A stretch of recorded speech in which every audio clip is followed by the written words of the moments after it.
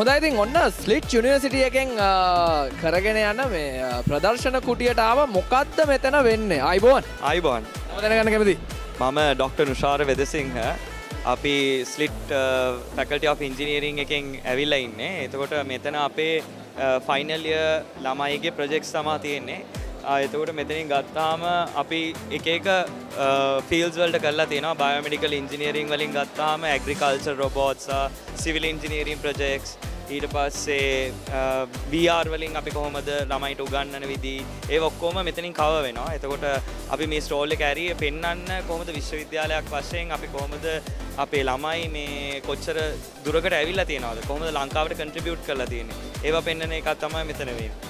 ඇතරම මේ slit university එක කියලා කියද්දි මේ ලංකාවේ අය ගොඩක් ඒක විශේෂයෙන්ම මේ ස්ටුඩන්ට්ස්ලා හොය යන්න පොර කාගෙන අපේ වචන කිව්ව පොර කාගෙන යන්න හදන යුනිවර්සිටි එක. ඇයි මේ යුනිවර්සිටි එකට මෙච්චර ළමයි පොර කාගෙන යන්න හදන්නේ? අපේ වචනෙන් මැහුවොත්. ඔව්. දැන් අපි දන්නවා පෞද්ගලික විශ්වවිද්‍යාලයන් අතරින් ප්‍රමුඛතම විශ්වවිද්‍යාලය වෙන්නේ ස්ලිට් ආයතනය. එතකොට අපි මෙන්න මෙතන ප්‍රොජෙක්ට් ටික දැක්කම මං හිතන්නේ ළමයිට හිතෙනවා දැන් මේ ප්‍රොජෙක්ට්ස් ටික දැක්කමත් හිතෙනවා ළමයිට. කොට නිකන් කෙටියෙන් අපි හඳුන්වමු මොනවද මේ මෙතන තියෙන්නේ කියලා. දැන් මෙතන තියෙනවා අපේ මේ ළමයිගේ මෝෂන්ස් ඉමිටේට් කරන රොබෝට් කෙනෙක් ඉන්නවා. මේ ලංකාවේ ඔයාලගේ කැම්පස් එකේ අයද මේක හැදුවේ? ඔව්. මේ අපේ ලංකාවේ අය? අපේ ලංකාවේ. අපේ ලංකාවේ එච්චර දෙයක් කරන්න පුළුවන්ද? ඒක තමයි කියන්නේ. දැන් ආවහම තමයි තේරෙන්නේ අපේ ලංකාවේ ළමයිගේ ඉංජිනේරුන්ගේ තියෙන තත්ත්වය මොකක්ද කියලා. අපි හිතන්නේ මේ ඔක්කොම පිටරට කට්ටිය විතරයි මේක කරන්න කියලා. ඒ වුණත් අපේ ලංකාවේ පෞද්ගලික විශ්වවිද්‍යාලවල ළමයි පවා ඒ ලෙවල් එකට ඇවිල්ලා තියෙනවා දැන්. දැන් අතන්ට ගියොත් එහෙම ඔයාට බලන්න පුළුවන් එයා ඔයාගේ ඉමෝෂන්ස් බලලා, හැසිරීම් රටාව බලලා එයා ඇක්ට් කරනවා. ඒකල්ලා ඔයගලත් එක්ක එන්ගේජ් කරනවා. මේ ඊට පස්සේ මෙතන ඉන්න රොබෝට් එයාව මිලිටරි පාවිච්චියට ගන්න පුළුවන්. ඒ කියන්නේ එයා ස්පයිඩර් කෙනෙක් වගේ යනවා. ඒතකොට ඕගොල්ලෝ කිලෝ 5ක් වෙනකන් අපිට බර දෙන්න පුළුවන්. ඒ මොනවා හරි මිලිටරි වැඩකට. ඒවට ඔක්කොම මෙයාව පාවිච්චි කරලා. ඒ කියන්නේ හිතා ගන්න බැරි දෙයක් මෙතන සිද්ධ වෙනවා. ඩොක්ටර් නුෂාර ඇත්තටම මේ මොකද්ද ඔයාලගේ අනාගත බලාපොරොත්තු? අපිට බැරිද මේ වගේ දේවල් තවත් සංවර්ධනය කරලා අපේ රටට විශේෂයෙන්ම ඩොලර් උපයන්න මාර්ගයක් හදන්න? අනිවාර්යෙන්. අපි මේක අපි ඒ ලෙවල් එකට ගේන්න ඕනේ. ඒ කියන්නේ අපිට කරන්න පුළුවන් සීමාවෙන් අපි කරලා තියෙනවා. නමුත් මං හිතන්නේ අපිට මේ ස්පොන්සර්ස්ලා ඉන්නවනම් අපිට තව ෆන් කරන්න පුළුවන් නම් අපේ ළමයිගේ ටෙක්නොලොජිකල් නොලෙජ් එක තියෙනවා. අපිට තියෙන පොඩි ප්‍රශ්නයක් තියෙන ස්පොන්සර්ස්ලා ඉන්නවනම් අපිට මේක ඇත්තටම නෙක්ස්ට් ලෙවල් ගෙනියන්න පුළුවන්. ඒ කියන්නේ අපිට දැන් මේ ඇත්ත වශයෙන්ම කිව්ව මේ ටොයි එක තව ඩිවෙලොප් කරොත් අපිට ගෙනියන්න පුළුවන් මේක ඉන්ටර්නැෂනල් මාකට් එකට. මේක ඇත්තටම මේ සයිකොලොජිකල් ඩිසෝඩර්ස් ඇනලයිස් කරන්න පුළුවන් රොබෝට් කෙනෙක්. එයා ළමයි එක්ක සෙල්ලම් කරලා දැනගන්නවා මේ ළමයාට මේ වගේ සයිකොලොජිකල් ප්‍රොබ්ලම් එකක් තියෙනවා. ඒතකොට ඒක ડોක්ටර්ට නොටිෆයි කරනවා. අම්මලා තාත්තලාට දැනගන්න පුළුවන් පොඩි කාලෙදිම මේ ළමයාට මොනවා හරි දෙයක් වෙන්න යන්නේ කියලා.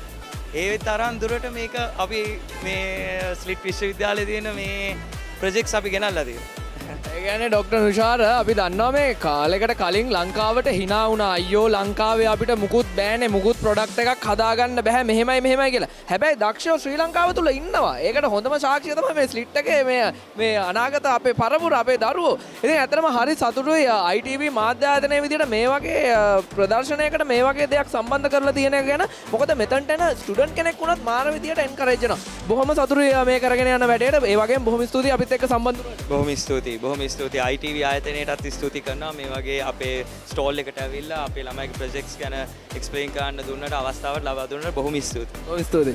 ඉතින් දැක්කනේ මේ එක්සිබිෂන් එක නිකන් එක්සිබිෂන් එකක් නෙමෙයි. මේක ඇවිල්ලා මේ අර කිව්වොත් නිකන් අර අපි කියන්නේ අර පොතක් වගේ කියලා. මේක තනිකරම පොතක්. මොකද දැනුම කියන එක මාර විදියට ගැබ් වෙච්ච තැනක් තමයි මේ ටෙක්නෝ 2025 එක්සිබිෂන් එක.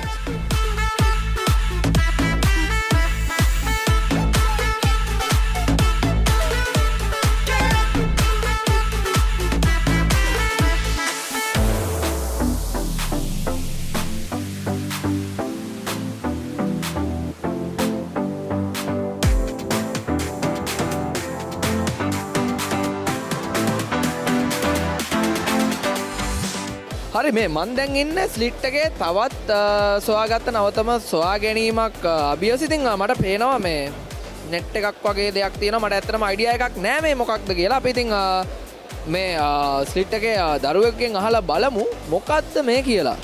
මොකක්ද මේක? මේක මේ ටයිපේ 101 කිය තායිවාන්ගේ බිල්ඩින් එකේ හදුව මොඩල් එකක්.